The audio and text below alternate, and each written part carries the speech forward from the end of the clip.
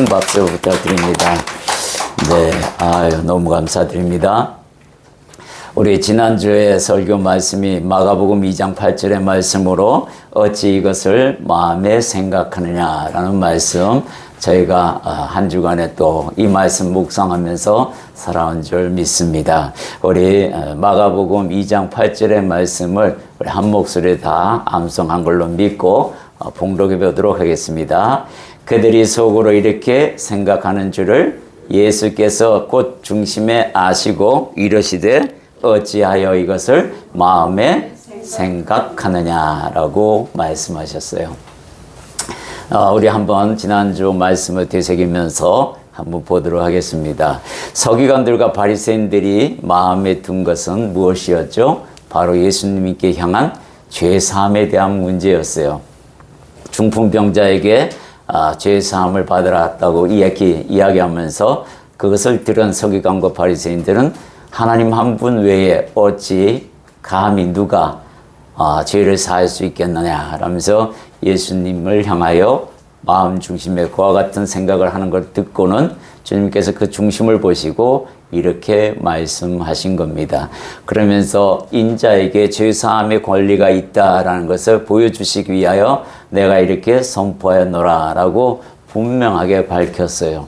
그리고 주님께서 어떤 일을 하셨죠? 병자를 고치고 죽은 자도 살리고 이러한 기적들을 보면서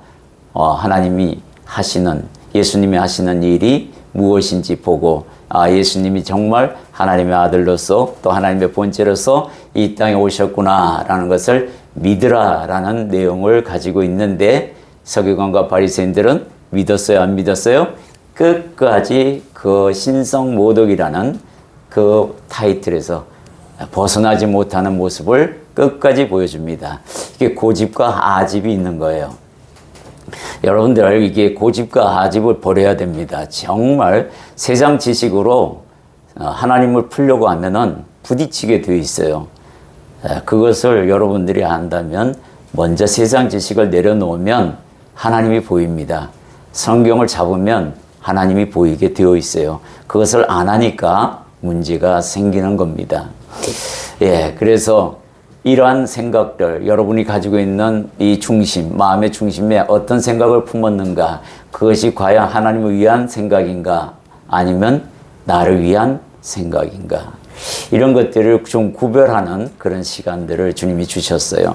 그래서 바리새인들 중에 두 사람을 예를 들었습니다.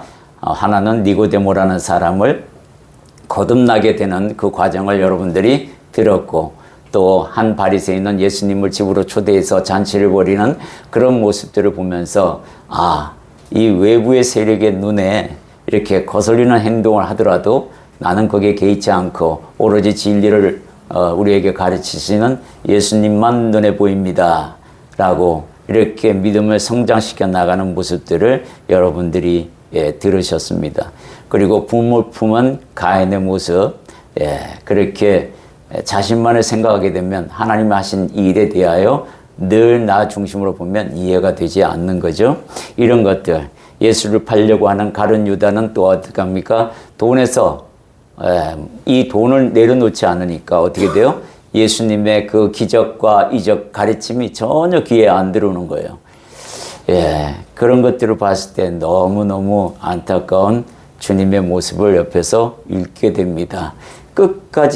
끝까지 마음문을 안 들고 돈으로만 채워지고 있는 가룟 유다의 모습을 보고 버리라 라고 이야기하시는데도 못 버리고 있는, 그리고 학대를 불러온 하갈, 여주인의 그러한 은총을 입었음에도 불구하고 교만하기 짝이 없고 임신 못하는 여주인을 향하여 멸시하는 그런 하갈의 교만함을 보고 순식간에 쫓겨나가는 그런 신세, 그건 다 누가 불러온 거예요?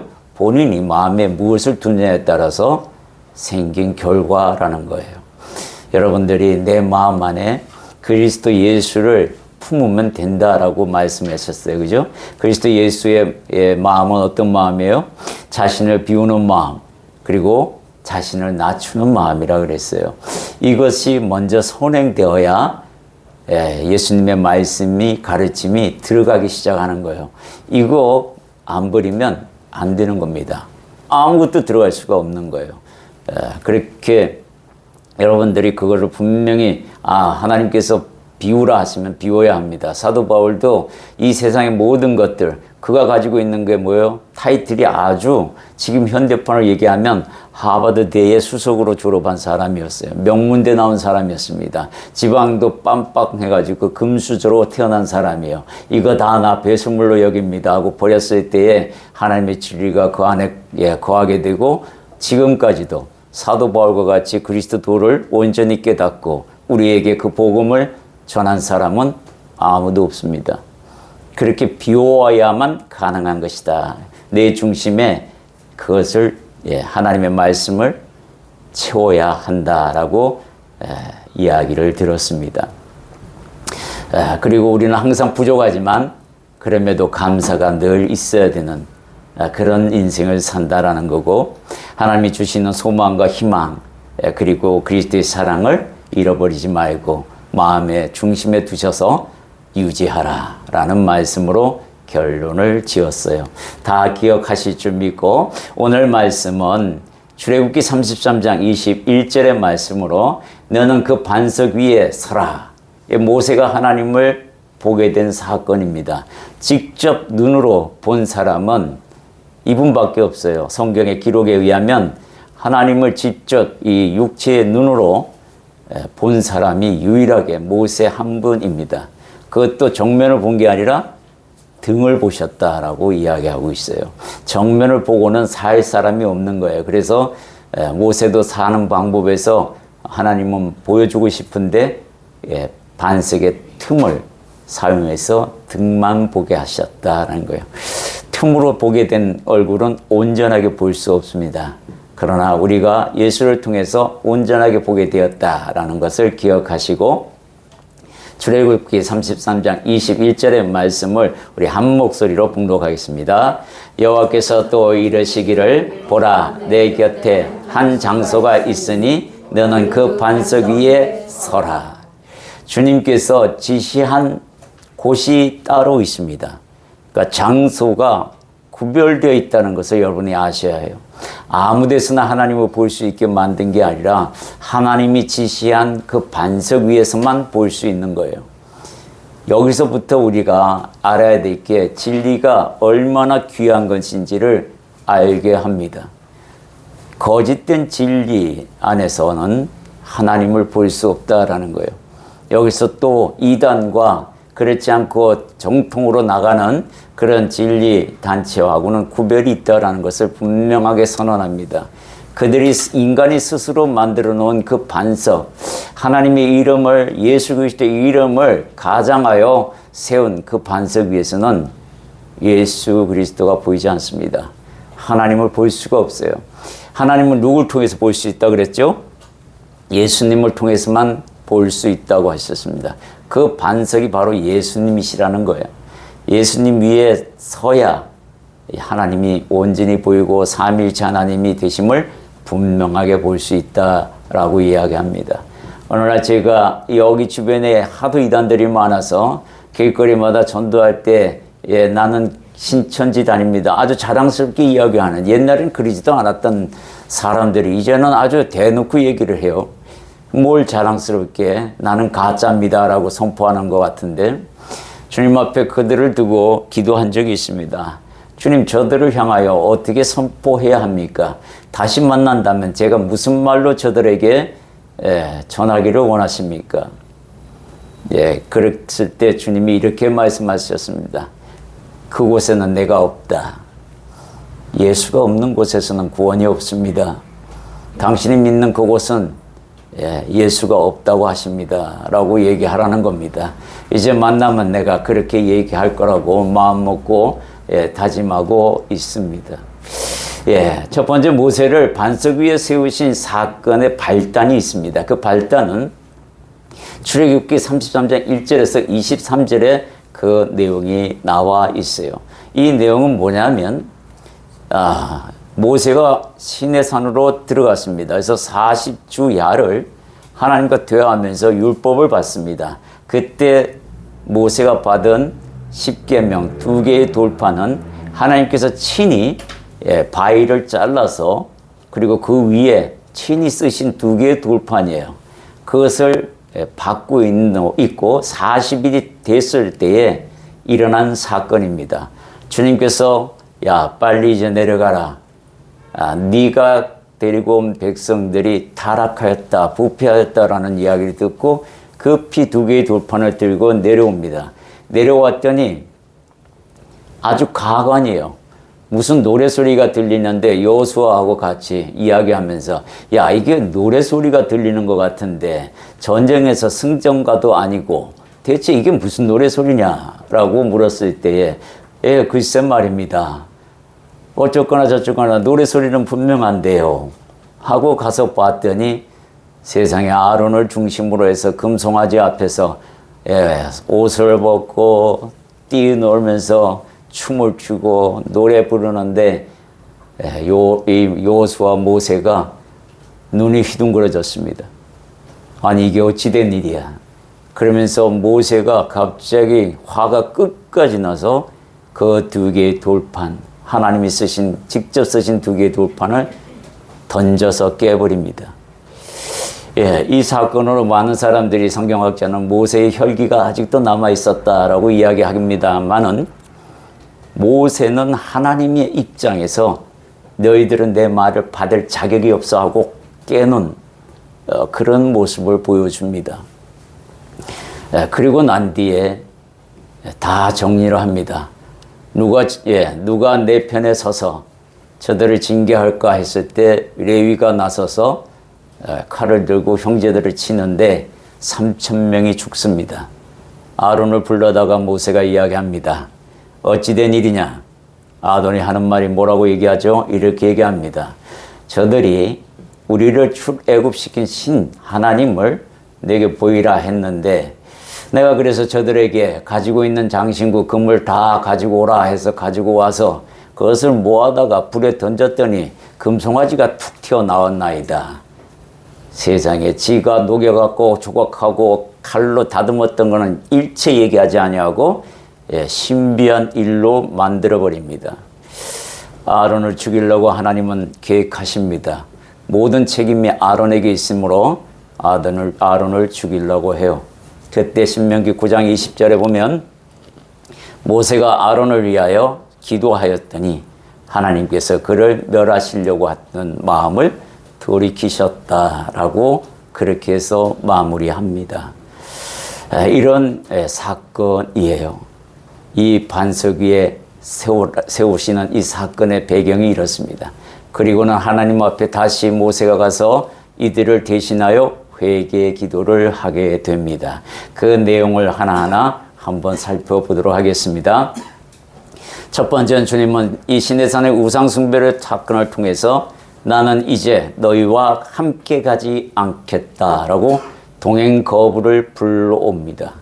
이 동행 거부의 사건이 바로 출애굽기 33장 3절에 너희를 적과 꿀이 흐르는 땅에 이르게 하려니와 나는 너희와 함께 올라가지 아니하리니 너희는 목이 곧은 백성인즉 내가 길에서 너희를 진멸할까 함이라. 주님께서는 오히려 이들과 함께 가게 되면 이들이 목이 곧아서 겸손은 버리고 교만만 자꾸 눈에 띄니 하나님의 공의가 역사할 수밖에 없어요. 그래서 중간에 이들을 다 진멸할까 우려함으로 말미암아 동행하지 않겠다 하십니다. 그러나 적과 꿀이 흐르는 땅으로 내가 인도하겠다고 약속은 했으니 너희가 그리로 들어가게끔은 해주겠다. 그러나 그 안에서는 나와 동행하지 못하리라. 이 말씀을 하시는 거예요. 이들이 이 말씀을 들었을 때에 어땠겠어요? 출애굽에서 10가지 사건 기적을 보여주면서 살아계신 하나님 여호와 스스로 계시는 그분이 이제 함께하지 않겠다니까 얼마나 낙담하겠습니까? 주님께서 뭐라고 얘기했어요? 이들과 같이 가지 않는 이유를 뭐라고 얘기했냐면 두 번째 보면 그들의 속성이 목이 곧은 백성으로 겸손이 없어서 하나님의 말씀을 들으려고 하지 않고 자기 주장만 하는 그런 속성을 보았기 때문입니다. 이거 버리라고 하는데요, 참 못 버립니다. 젖과 꿀이 흐르는 땅에 도착하기도 전에 이 목이 곧은 백성들의 하는 짓거리를 보고 도저히 하나님의 공의가 용서를 못하는 거예요. 그러니 어떻게 돼요? 내가 너희를 진멸할 것이다 라고 얘기합니다. 그거는 가는 도중에 일어나는 일이에요. 주님께서 왜 이렇게까지 말씀하시면서 보호하려고 하냐면, 하나님께서 죄를 향한 그 공의는 이게 누구도 막을 수 없어요. 죄의 삭은 뭐였어요? 사망이기 때문에 그래요. 그래서 반드시 죄값을 지불하게끔 하시는 것이 하나님의 원리입니다. 그래서 내가 동행 거부, 이 동행 거부도 사실은 백성을 살리기 위해서 동행 거부하되, 젖과 꿀이 흐르는 땅에서는 니들 마음대로 살아라 하고 내버려 두겠다는 이야기를 합니다. 이 미래가 없는 것은 누가 알았어요? 모세가 압니다. 하나님께서 모세의 기도를 듣고 돌이키십니다. 그 돌이키는 이유, 동행 거부를 철회하신 그 이유를 하나하나 한번 살펴보도록 하겠습니다. 첫 번째는 백성들의 슬픈 표정과 그 마음을 보셨기 때문입니다. 하나님께서 동행 거부를 모세를 통해서 딱 선언하고, 모세를 통해서 또한 하나님의 뜻을 회중에게 전달했을 때 회중들이 이걸 들었어요. 출애굽기 33장 4절 5절에 보면 직접 들은 걸로 나옵니다. 그런데 백성이 이 준엄한 말씀을 듣고 슬퍼하여 한 사람도 자기의 몸을 단정하지 아니하니, 이 모습이 목이 곧은 백성의 모습이 아니잖아요. 그죠? 겸손을 갖추기 시작했습니다. 그러니까 하나님의 말씀이 이제 이들에게 들어가기 시작했던 모습을 보여주기도 합니다.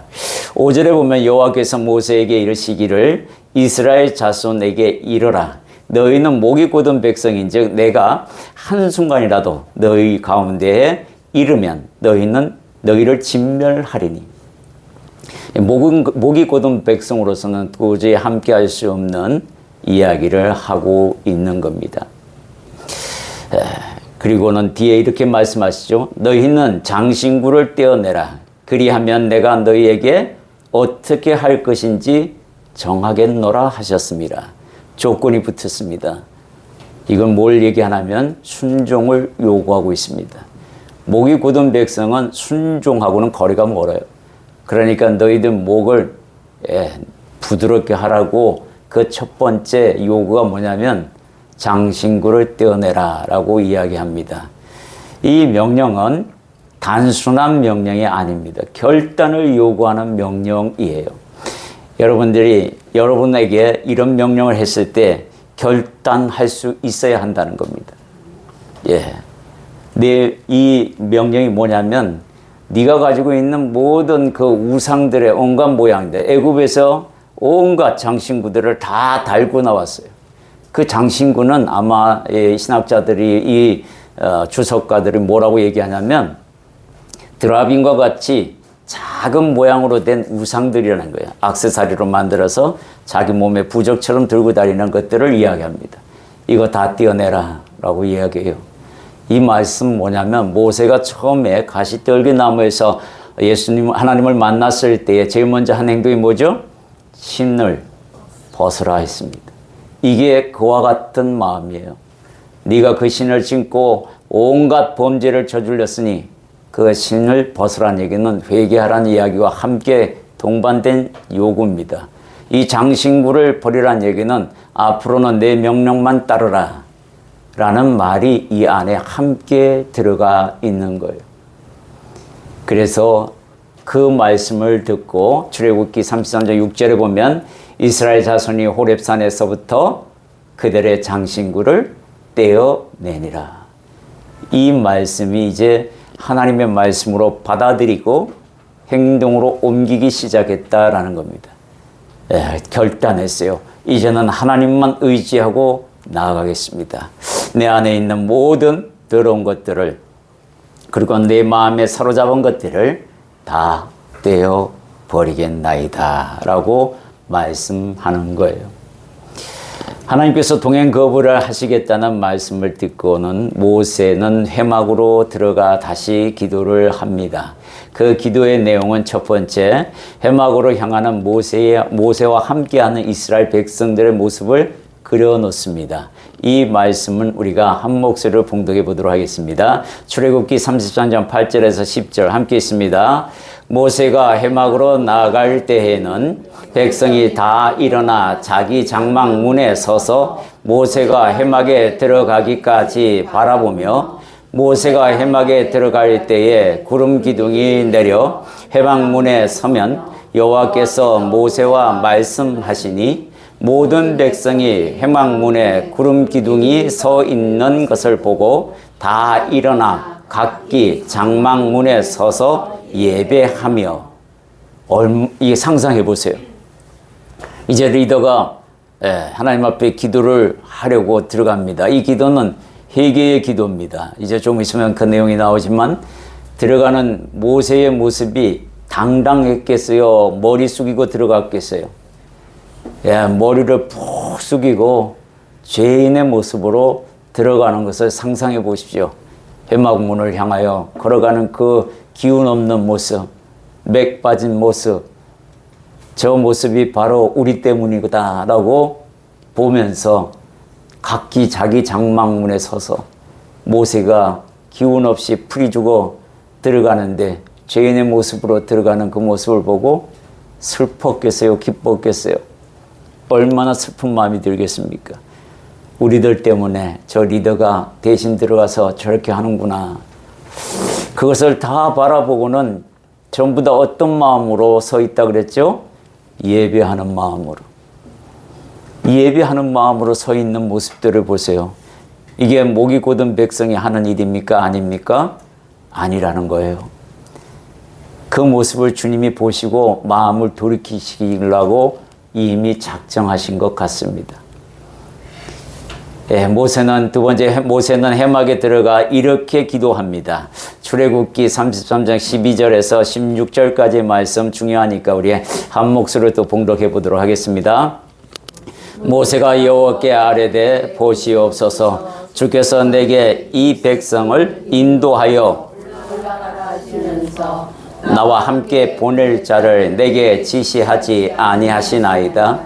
주께서 전에 말씀하시기를 나는 이름으로도 너를 알고 너도 내 앞에 은총을 입었다 하셨사온즉 내가 참으로 주의 목전에 은총을 입었사오면 원하건대 주의 길을 내게 보이사 내게 주를 알리시고 나로 주의 목전에 은총을 입게 하시며 이 족속을 주의 백성으로 여기소서. 아멘. 14절 15절 함께 있습니다. 6절까지 함께 있습니다.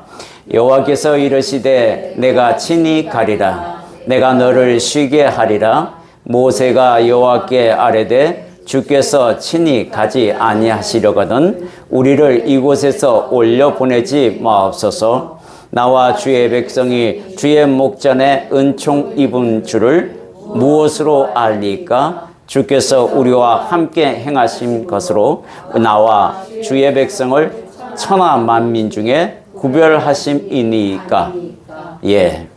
내용을 간추려 보면 이렇게 되어 있습니다. 모세가 기도한 내용들을 보면 첫 번째, 주의 길을 보이사 내게 주를 알게 하시어 은총을 입게 하소서. 이 은총을 입게 하라는 이 말씀이 정말로 마음에 와닿습니다. 그죠? 모세는 리더로서 주의 길을 보이시사 내가 어떻게 가야 할지를 주님께서 분명히 보이시는데 내게 주를 알게 하셔서 은총을 입게 해달라고 이야기합니다. 주님께서는 이 기도에 응답하시기 시작하는데 두 번째 기도는 또 이렇게 얘기합니다. 이 족속을 주의 백성으로 여기소서. 주님께서 버리시겠다고 약속했어요. 뭐라고 약속하냐면 내가 이제 저들을 다 버리고 너로 말미암아 다시 백성을 만들리라. 그 얘기 때문에 이 족속을 주의 백성으로 여겨달라고, 다시 여겨달라고 리더가 간청하고 있습니다. 세 번째는 주께서 친히 가지 아니하시려거든 우리를 올려 보내지 말라는 거예요. 홀로 보내지 말라는 겁니다. 주님이 같이 가지 않으면 인생살이 가치 없는 거잖아요. 젖과 꿀이 흐르는 땅이 왜 젖과 꿀이 흐르는 땅입니까? 주님과 함께 해야만 그 땅이 젖과 꿀이 흐르는 땅이 아닙니까? 겉으로만 젖과 꿀이 흐르면 무슨 소용이 있겠나이까? 우리는 당신이 함께 하지 않는다면 나는 그곳에 갖고 싶지 않습니다. 라는 이야기를 합니다. 네 번째는 나와 주의 백성이 주께서 친히 가리라 하신 은총이, 이 은총의 말씀을 무엇으로 내가 확인받을 수 있겠나이까? 이 대목에서 주님이 이것을 이루기 위해, 이 은총을 이루기 위해 모세를 반석 위에 세웁니다. 네. 친히 가리라는 그 말씀을 확증시켜 주십시오 라는 내용을 가지고 말씀하는데, 내가 네 이 기도를 들었노라, 내가 이 일도 행하리라 라는 말씀을 하게 됩니다. 하나님께서 이렇게 응답하십니다. 보시면 첫 번째, 네가 말하는 이 일도 하리라. 이게 바로 하나님의 함께 하겠다, 친히 내가 너와 함께 가리라는 그 말씀의 근거가 무엇입니까? 라는 거예요. 그래서 반석 위에 세우시는 그 증거로 삼습니다. 네 번째는 모세의 요청이 하나하나 자세히 우리가 살펴보도록 하겠습니다. 첫 번째, 주의 영광을 내게 보이소서 하는 겁니다. 여러분들 기도할 때 내가 어떤 소망이 있어요. 그러면 그 소망을 가지고 기도합니다. 예를 들면 여기 학생은, 청년은 고등학교에서 대학을 갈 때에 하나님, 제가 대학을 가고 싶어요. 그러면서 그 대학을 갈 수 있는 실력은 못 되지만 그러나 내가 이 최선을 다하여 준비하였으니 하나님께서 내가 대학 생활을 할 수 있도록 내게 영광을 보여주옵소서 라고 기도하면 주님께서 그 일을 하실 겁니다. 모세에게도 했기 때문에 우리에게도 그와 같이 반석 위에 세우신 주님이시기에 그 기도에 응답하실 줄 믿습니다. 여러분들이 건강을 위해서 기도하면 그것 또한 이루어 주실 줄 믿습니다. 자녀를 위해서 기도하면 그것 또한 이루어 주실 줄 믿어요. 그게 다 주님의 영광이 되는 일들 아닙니까? 세상의 일로 말입니다. 출애굽기 33장 18절 함께 있습니다. 모세가 이르되 원하건대 주의 영광을 내게 보이소서. 주님께서는 이 영광을 보입니다. 이 요청에 하나님의 응답은 이렇게 합니다.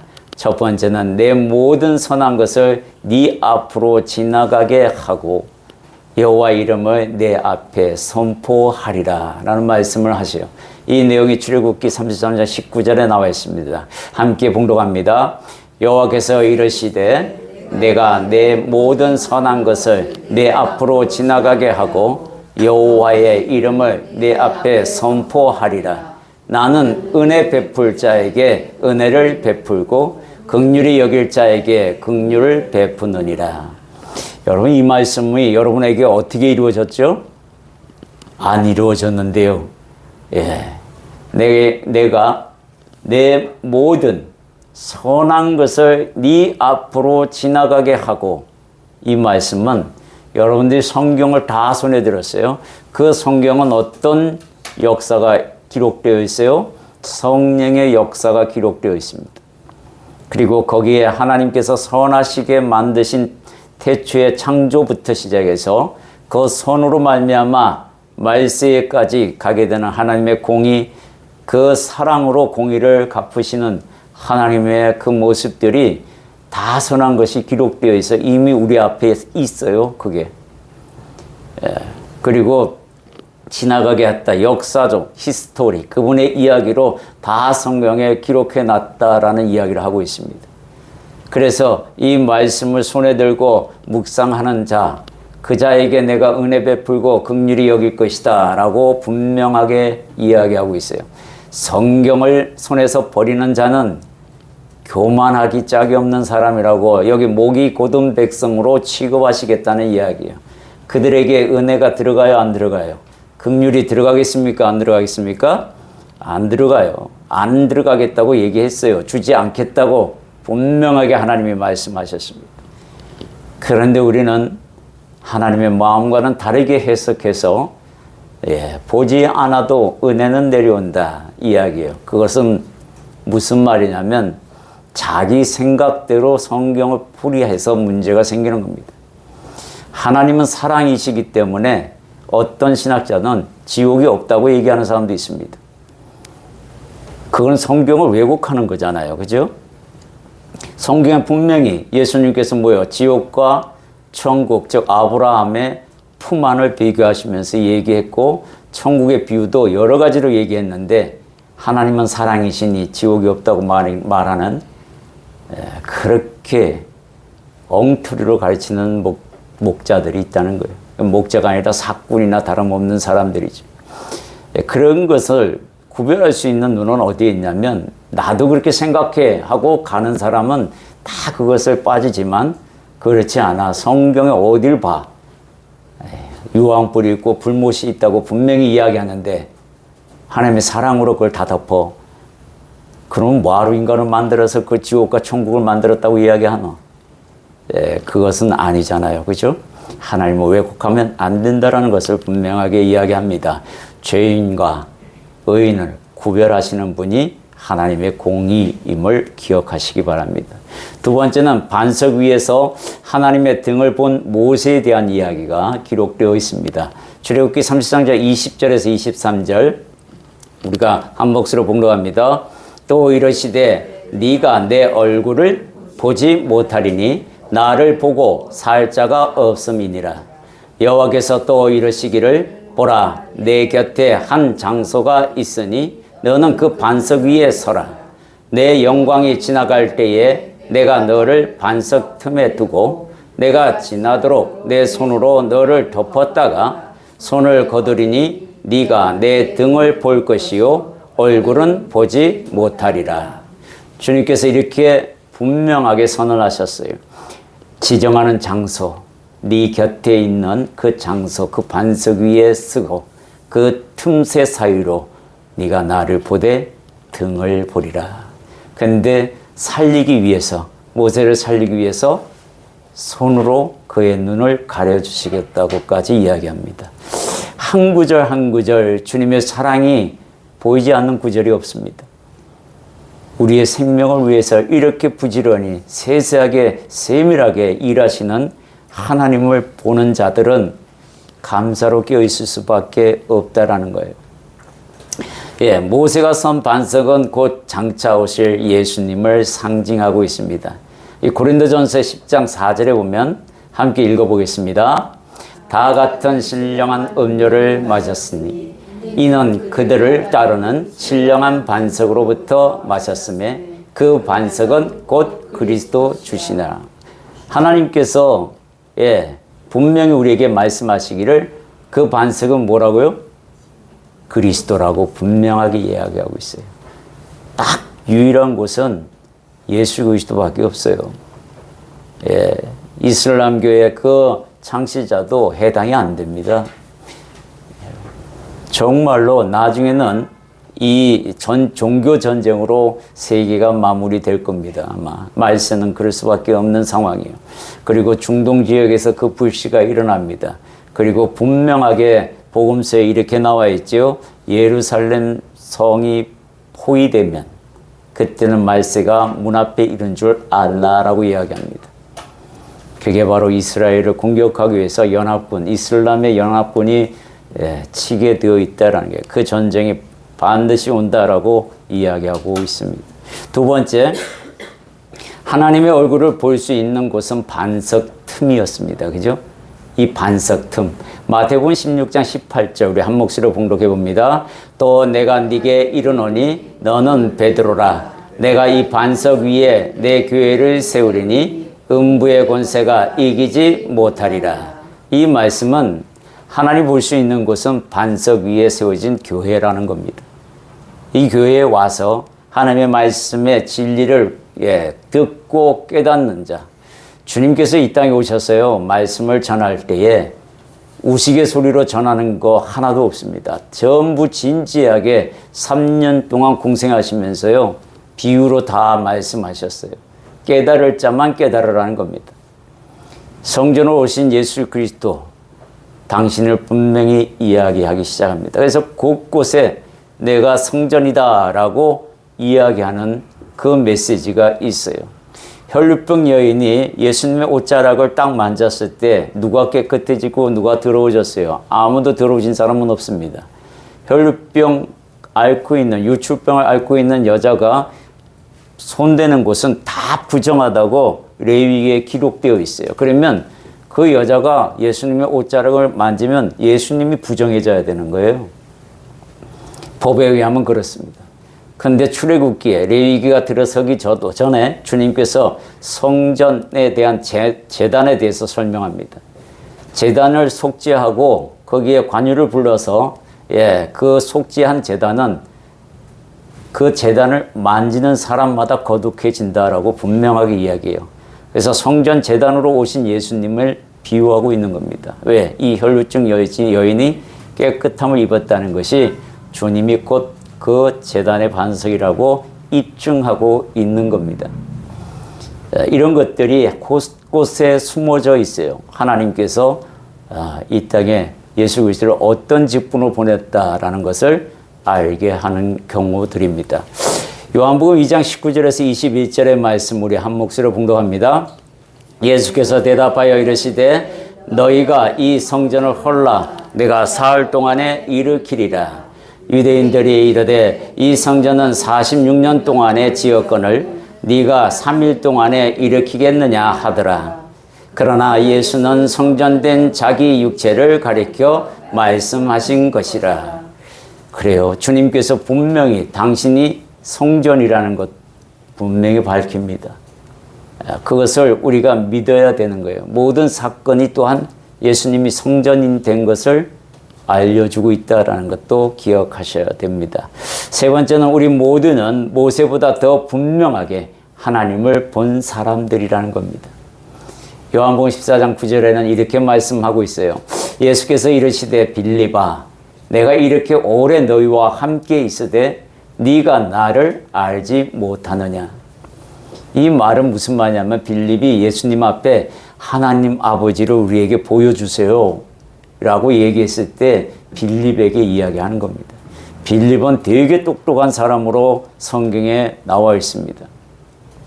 오병이어의 사건에서도 뭐라고 얘기하냐면 이 무리를 먹이려고 하는데 어떻게 생각하느냐라고 질문했을 때 이 빌립이 200데나리온의 가치를 가진 떡이 있어야 될 것 같습니다. 그 5,000명을 먹일 만한 그 떡을 돈으로 확실하게 계산한 사람은 이 빌립이었어요. 엄청해요. 이 계산이 빠른 사람이에요. 그런데 예수님 앞에서 이분 하나님의 아들로 오셨으니 아버지를 보여달라면 보여주실 수 있겠다 라는 생각이 마음 가운데 있었던 모양이에요. 그때 주님께서 빌립에게 이렇게 이야기하십니다. 나를 본 자는 아버지를 보았거늘 어찌하여 아버지를 보이라 하느냐. 예수님과 하나님 아버지는 하나다라는 것을 여기서 알려주고 있어요. 이 사건이 이 말씀을 통해서 여러 군데서 하나님 아버지와 내가 하나인 것을 보여주게 됩니다. 그것을 성경에서 찾아보면 굉장히 많이 볼 수가 있어요. 하나님께서 이 마리아에게 예수님께서 부활해서 마리아에게 나타났을 때도 그랬고 또 갈보리산 언덕에서 십자가에 못 박혔을 때 한 죄인에게 네가 오늘 나와 함께 나오거니 이 말이라는 이 말씀을 연구해 보면은 하나님 아버지를 본 사람이 나를 보았고 나를 본 사람이 하나님 아버지를 본 것이다. 이야기를 함께 가지고 가게 됩니다. 이렇게 주님은 이 가르침을 통해서 하나님 아버지와 내가 하나인 것을 분명히 밝혀둡니다. 마태복음 13장 16절과 17절에 보면 이런 말씀이 있어요. 함께 읽겠습니다. 그러나 너희 눈은 봄으로 너희 귀는 들음으로 복이 있도다. 내가 진실로 너희에게 이르노니 많은 선지자의 의인이 너희가 보는 것들을 보고자 하여도 보지 못하였고 너희가 듣는 것들을 듣고자 하여도 듣지 못하였느니라. 많은 선지자들이 모세를 포함해서 다 그렇습니다. 다 하나님의 아들을, 하나님을 본체로 보고 싶어하는 그 소망을 다 가지고 있었는데 아무도 이전에 선지자들도 그렇게 갈망했지만 보여준 자가 없다는 거예요. 보여주신 분이 없다는 거예요. 그렇게 보게도 하지도 않았고 모세가 유일하게 본 게 하나님의 등인데 너희들은 나의 모든 것을 보고 있지 않느냐라고 이야기하는 거예요. 그러니 우리가 얼마나 복받은 인생입니까? 그죠? 충분히 복받은 인생입니다. 저 여러분은 정말 과거의 모세보다도 더 복받아서 예수 그리스도를 통하여 하나님을 보게 되고 하나님의 그 직접 입으로 나온 그 가르침을 다 듣고 보고 살아가는 엄청난 축복의 인생을 살아가고 있다는 겁니다. 이걸 깨달았을 때 내가 지금 반석 위에서 하나님과 함께하고 있구나. 이걸 깨달으면 여러분의 입에서 뭐가 나오겠어요? 감사가 터져 나올 수밖에 없는 겁니다. 오늘 모세가 하나님의 등을 본 사건은 바로 동행하시겠다는 은총의 표현이었습니다. 그 은총이 오늘날 예수를 믿는 믿음 안에서 분명히 나타내시고 또 우리가 보고 있다는 사실을 깨닫게 해주는 사건입니다. 여러분들은 주님께서 여러분에게 반석 위에 서라 라는 명령을 다 듣고 다 반석 위에 서 있습니다. 그 반석 위에 서 있는 은혜를 가진 사람들이 그 은혜를 마음의 중심에 두지 아니하고 마음 주변 변두리에 두고 다른 것을 중심에 보고 반석 위에서 딴짓을 하면 그 모습을 하나님이 기뻐하시겠습니까? 안 기뻐하겠습니까? 지난주와 오늘의 말씀은 여러분들을 다 주님께서 반석 위에 세운 그 은혜를 감사히 여기고 마음의 중심에 두고 세상 것을 변두리로 보내고 주님께서 함께하는 그 말씀의 가르침을 하나하나 기억하여서 행하라 라고 오늘 이야기합니다. 그 반석에서 해야 할 일은 뭐냐면 귀를 쫑긋 세우고 하나님의 말씀이 무엇인지를 들으려고 해야 합니다. 두리번 그래서는 안 되는 거예요. 그 반석 위에서 내려와도 안 되는 겁니다. 이걸 지켜셔야 해요. 모세는 끝까지 지킵니다. 끝까지 지켜나가는 저와 여러분 되기를 소망합니다. 정리해 드리겠습니다. 너는 그 반석 위에 서라 라는 말씀.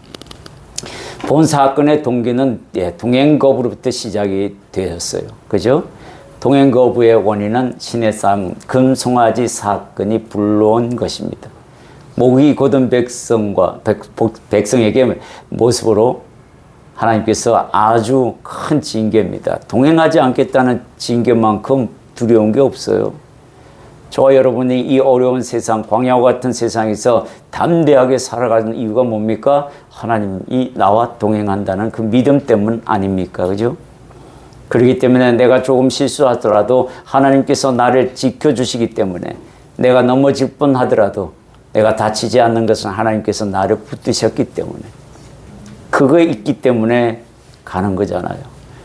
주님께서 여러분에게 저에게 내가 너와 함께 친히 가리라 이 음성을 듣는다면 눈물이 울컥 나올 것 같아요. 나 같은 죄인을 버리지 아니하시고 함께 하신다고요. 그게 하나님께서 저와 여러분에게 내가 너와 친히 함께 하리라 라는 이 말씀을 들었으면 좋겠습니다. 의지적 결단을 반드시 하십시오. 주님께서 반드시 요구하십니다. 네 목이 곧은 백성으로서 내가 너를 봤지만 이제 내가 너에게 명하노니 너가 가지고 있는 그 장신구들을 다 떼어내라. 믿음을 향하여 걸어가는 그 모든 것들 중에 방해되는 거 다 떼어내라. 그러면 떼어내야 합니다. 떼어내야 해요. 다 버려야 하는 거예요. 이거 아까운데요. 안 통합니다. 하나님이 요구하는 게 무엇인지 분명히 보고 버리셔야 된다는 것을 기억하십시오. 겸손의 모습을 주님이 요구하고 계십니다. 모세가 회막으로 들어갈 때 여러분들 상상해 보라 그랬어요. 그죠? 그때 백성들이 뭐랍니까? 다 장막에 서서 모세의 그 모습을 보고 머리 숙이면서 예배자의 모습으로 우리들은 죄인입니다. 하나님을 경외하는 방법을 잘못 알고 있었나이다. 그 모습을 봤을 때에 그걸 주님은 이렇게 기록하지 않습니까? 예배하더라. 예배하는 모습이 하나님이 가장 기뻐하시는 모습인 줄 믿습니다. 은총을 요구하는 모세의 기도를 받아들입니다. 모세를 반석 위에 세우시고 하나님을 보게 하는 은총을 경험합니다. 여러분들이 말씀을 읽기 시작할 때에 하나님의 음성을 듣기 시작하고 아이에게 말을 가르치는 부모처럼 여러분들을 가르칠 겁니다. 내가 여호와라, 내가 예수라, 내가 임마누엘의 하나님이라 하고 그것을 가르칠 줄 믿습니다. 모세가 올라간 반석의 의미는 이런 것이 있습니다. 반석으로 오신 예수 그리스도, 반석 위에 세워진 교회, 예수를 통해서만 하나님을 볼 수 있다라는 통로, 즉 반석의 틈으로 여러분들이 다 말씀을 배웠어요. 구약의 그 어떤 선지자도 오늘과 같은 은총을 받은 적이 없음에도 불구하고 우리들은 성령의 시대를 사는 복받은 인생이라는 것을 기억하시기 바랍니다. 오늘 주님께서 이렇게 귀한 말씀 우리에게 주셨으니 다 각자 하나님, 내가 반석 위에 서는데 부끄러움 없는 모습이 되기를 원합니다. 그리고 하나님과 동행하는 삶으로서 하나님, 주님께서 친히 너와 함께 하리라, 친히 내가 너와 함께 가리라, 그 음성 들을 수 있도록 내가 결단할 부분은 알게 하셔서 버릴 것은 버리게 하시고 하나님 담대히 나아갈 수 있는 저희가 되기를 소망합니다. 결단하며 기도하겠습니다. 사랑의 주님 감사드립니다. 할렐루야. 오늘 주님께서 주신 말씀, 아버지 하나님, 너는 그 반석 위에 서라 하셨으니 내가 서는 사람이 되었고 서는 주님의 백성이 자녀가 되었으니 이제 그 위에서 내가 딴짓하지 않기를 원합니다. 두리번거리면서 다른 것에 관심을 두지 않기를 원합니다. 그곳에서 내려오는 일이 없기를 원합니다. 주님께서 장신구를 떼어내라 하셨으니 내가 소중히 여기는 그 모든 장신구를 떼어버리며 배설물로 여기고 그리스도를 아는 지식을 가장 고상하게 여길 수 있는 그 믿음과 그 지혜와 그 영안을 허락하여 주옵소서. 내가 그리 되기를 원합니다. 반석 위에 세우신 나의 하나님을 찬양하나이다. 내가 결단하고 나아갈 것들에 대하여 주께서 가르치시는 대로 내가 그것을 의지적으로 내가 결단하고 나가기를 소망합니다. 도와주옵소서. 예수님 이름으로 기도드립니다. 사랑의 주님 감사드립니다. 주님의 은혜로 말미암아 우리가 반석 위에 섰나이다. 모세가 주님에게 은총을 요구하였을 때에 그는 상상도 못할 복을 받습니다. 하나님을 보여주시는 그 은혜를 우리가 보고 들었나이다. 우리에게 동등하게 너도 그 반석 위에 서라 하셨을 때에 우리 하나님께서 보여주시겠다, 당신을 보여주시겠다고 분명히 모세를 통하여 약속하신 것을 기억합니다. 내 안에 하나님께서 결단할 것들이 있으면 알려주옵소서. 장신구를 떼어내라 하셨으니 내 안에 있는 그 모든 방해되는 장신구들 하나하나 알려주실 때마다 떼어내기를 소망하나이다. 이제 반석 위에 섰사오니 두리번거리지 않게 하시고 오로지 주님만 바라보며 나아가게 하시오되 반석에서 내려오는 일이 없게 하여 주옵소서. 예수님 이름으로 기도드립니다. 아멘. 우리 새 찬송가 620장 여기에 모인 우리 찬양하면서 헌금하겠습니다.